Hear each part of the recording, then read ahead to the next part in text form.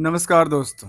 आज की लर्निंग में हम लोग जानने वाले हैं एक छोटा सा स्टॉक है। कंपनी का नाम है पीएमसी फिनकॉर्प, जिसका रिजल्ट इस क्वार्टर का आ चुका है। इस क्वार्टर के रिजल्ट के बाद इसकी पोटेंशियल की तरफ ध्यान देने का प्रयास करेंगे। पहले देखें, एक महीने के चार्ट में देखने को ये मिलती है नियरली 16% के आसपास की जंप करती नजर आई है। और ऐसे ही यदि 5 दिन के चार्ट देखें तब भी 6%, 6 महीने देखा जाए तो करीब 62% जंप करती है स्टॉक प्राइस में। एक साल में 190% और 5 साल में नियरली अबाउट दस साढ़े सवा 1200% की जंप देखने को मिलती है। क्या एक छोटा सा स्टॉक मल्टी वैगर बनती नजर आती है, या कुछ ट्रेंडिंग ऐसे बनती नजर आती है? कुछ ऐसा एक्सपेक्ट तो नहीं है मार्केट को लेकर के। तो चलिए आज इस पे जानने वाले हैं इस स्टॉक को लेकर के। जिस स्टॉक में कुछ हिस्से की बात कर लूँ जो कि यहाँ पे स्किनर की वेबसाइट्स पे कहती है, जो कि कहती है सेल्स 197% जंप कर जाती है वाई ओ वाई के अकॉर्डिंग। फिर कहता है ईवीटा 239% जंप करती है, नेट प्रॉफिट 218% जंप करती है, और अर्निंग पर शेयर 267% जंप करती है। ओवरऑल ये एक अच्छी सी पोटेंशियल बनती नजर आती है, जहाँ पे इसका मार्केट कैप बहुत ज़्यादा नहीं है। छोटा सा स्टॉक है। छोटा सा स्टॉक मतलब मीडियम मिड कैप के स्टॉक्स है, और नियरली देखा गया है 250 करोड़ का इसका मार्केट कैप निकल के आती है। तो चलिए इसको हम स्टेप बाय स्टेप जानने के प्रयास करेंगे, क्या क्या एस्पेक्ट है मार्केट को लेकर के। और ओनली ऑन बीएसई में लिस्टेड है। बीएसई के ऊपर लेटेस्ट अपडेट में देखा जाए कि जिसको कहते हैं कि सेंटिमेंटल, उस सेंटिमेंटल वाले में देखें तो निकल के आती है, अपर सर्किट को टच करती है। डेली अपर सर्किट को टच करती नजर आती है। जहां से भी देखें कई बार लोअर सर्किट को टच करती है, कई बार अपर सर्किट को टच करती है। तो आखिर क्या है इस कंपनी का मामला, समझने का प्रयास करते हैं। चलिए सबसे पहले देखा जाए तो यहाँ पे करंट मार्केट प्राइस फिलहाल कितना, 4 रुपये 65 पैसे पे आता है। मैं कहता हूँ इसको कोई अभी फिलहाल मतलब नहीं, क्योंकि ये फ्लाइंग प्राइस है। इसको दो तरह की बात है, जैसे फ्लाइंग प्राइस है और इसी को कहते हैं फंडामेंटल, क्योंकि फंडामेंटल से फ्लाइंग प्राइस को पकड़ा जाता है।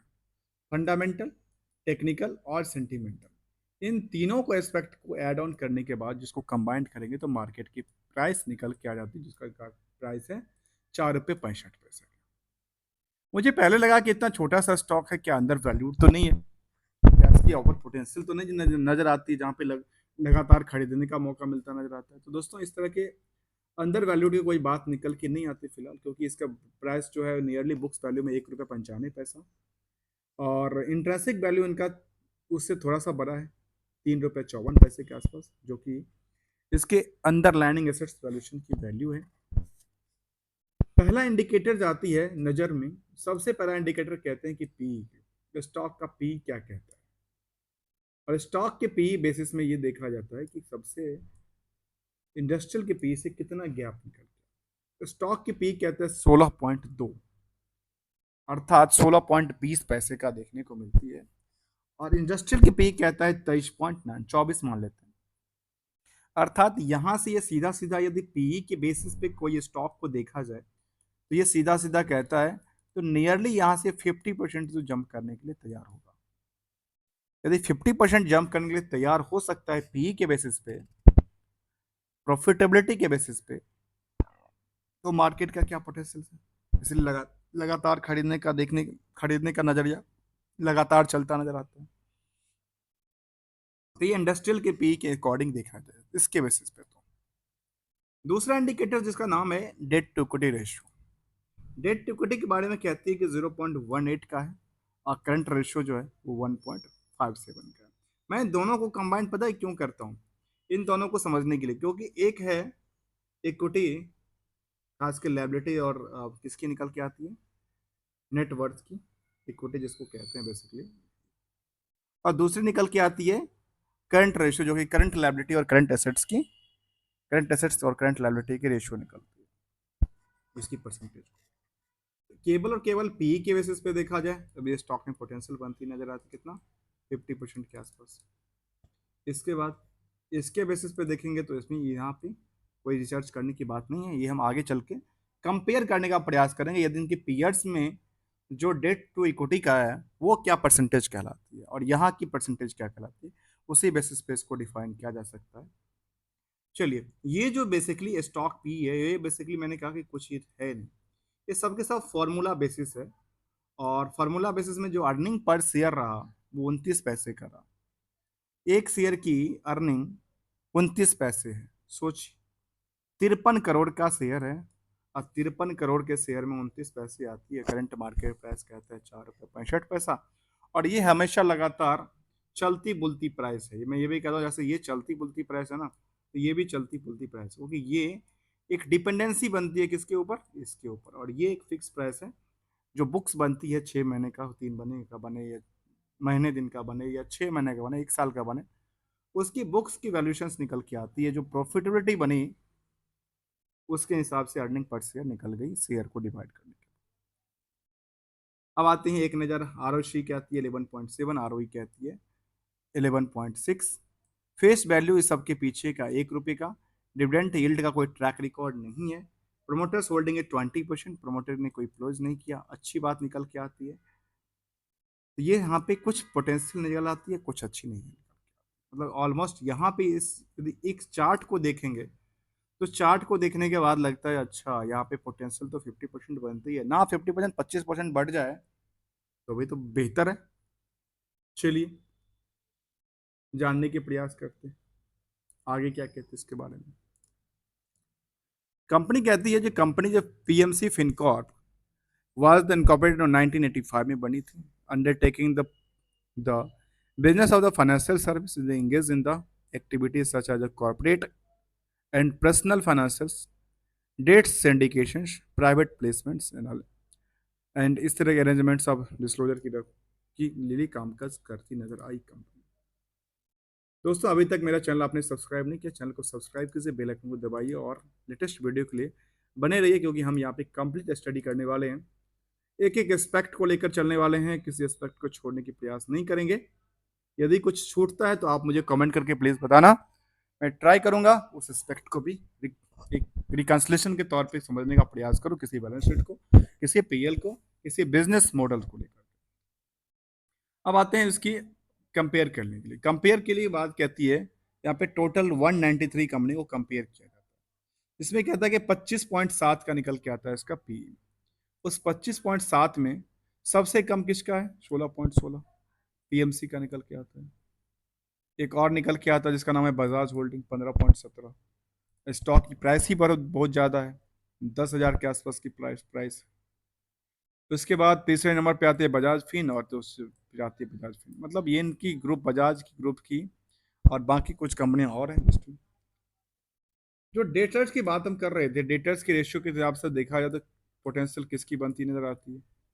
इसके हिसाब से समझ गए, ठीक है, इसका 50% तो इंक्रीज होना चाहिए। और इसके बेसिस पे क्या कहना चाहता है ये? इसके बेसिस पे देखा जाए तो ये कहती है, जो अलाउंस्ड जो बाकी कंपनियां हैं उससे बेहतर क्या कर रहा है डेट्स रेशियो। मतलब डेट्स रेशियो काफ़ी कम रहा, और ये पोटेंशियल लगातार बनती नजर आती है इस स्टॉक को लेकर। दोस्तों, कोई रिकमेंडेशन नहीं है कि इस स्टॉक को लेकर, कोई स्पॉन्सर नहीं है, कोई प्रमोशंस नहीं है, कंप्लीटली लर्निंग पर्पस। चलते हैं इसके क्वार्टरली डेटा को लेकर। क्वार्टरली में अब क्या हो रहा है? जून तक का डेटा आया, जहां पे कंपनी ने ये कहा, हम इसको एक आंकलन लेते हैं आपके साथ। कंपनी की डेटा यहाँ पे कहती है, इसके डेटा बेसिस में जो क्या होते हैं, सेल्स 197% बढ़ जाती है, ईबीटा 240% बढ़ती है, नेट प्रॉफिट्स 218% बढ़ती है, और ईपीएस 267% बढ़ती है। तो ये कहाँ से, किस लेवल से बढ़ती नजर आती है, ये चर्चा करें। चलिए, यहाँ पे देखा गया कि क्वार्टरली डेटा क्या कहती है, लगातार बढ़ती नजर आती है। और ये जो बढ़ी 200% के आसपास की, वो कहाँ से बढ़ी? ये बढ़ती है जून से जून के हिसाब से। ऐसे डेटा है, यदि 3 को देखा जाए कितना परसेंट बढ़ जाती है, 8 हो जाती है ना, 200% बढ़ती है सेल्स में, तो क्या होती है? 200% कहाँ से बढ़ेगा? नियरली अबाउट तो लगता है किसी से बढ़ेगा, और तो कोई रास्ता नहीं देना लगाते हैं। इसके बाद जो नेट प्रॉफिट की पार्ट रही 5-6 करोड़ के आसपास, वो लगातार बिल्डअप हो रही है। चलिए, अच्छी बात है।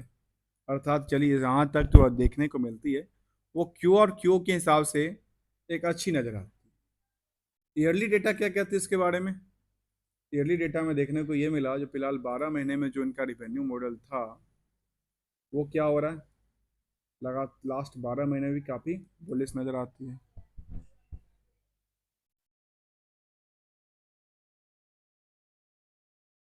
लास्ट 12 महीने में ये इंक्लूडेड है, ये समझ के चलिए ये इंक्लूडेड है, इसमें 1 महीने का डेटा नहीं है, केवल और केवल।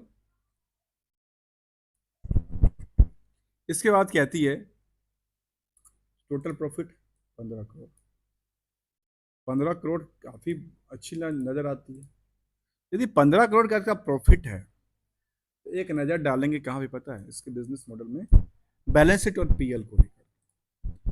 अब यहाँ पे कहती है कंपाउंडेड सेल्स लगातार बढ़ती है, कंपाउंडेड प्रॉफिट लगातार ग्रो करती है, स्टॉक प्राइस सीजीआर लगातार बढ़ी है, रिटर्न इक्विटी में डिक्लाइन करती है, मतलब 10% से नीचे दिखने को मिलती है।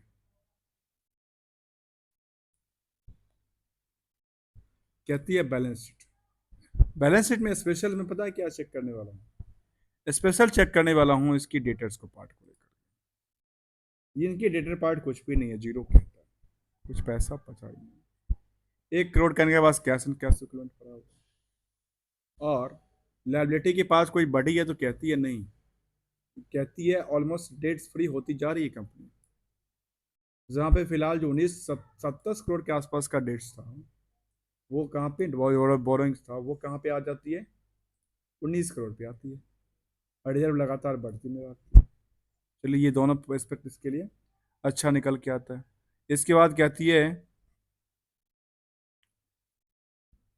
ये कुछ इनके लिए टोटल एसेट्स की तरफ देखा जाए तो कहती है इसके बारे में नियर अबाउट 21 करोड़ के आसपास इनका एसेट्स इन्वेस्टमेंट इंक्रीज किया है। अब आते हैं दोस्तों, इसके कुछ और भी एस्पेक्ट दिया है तो अच्छी बात है।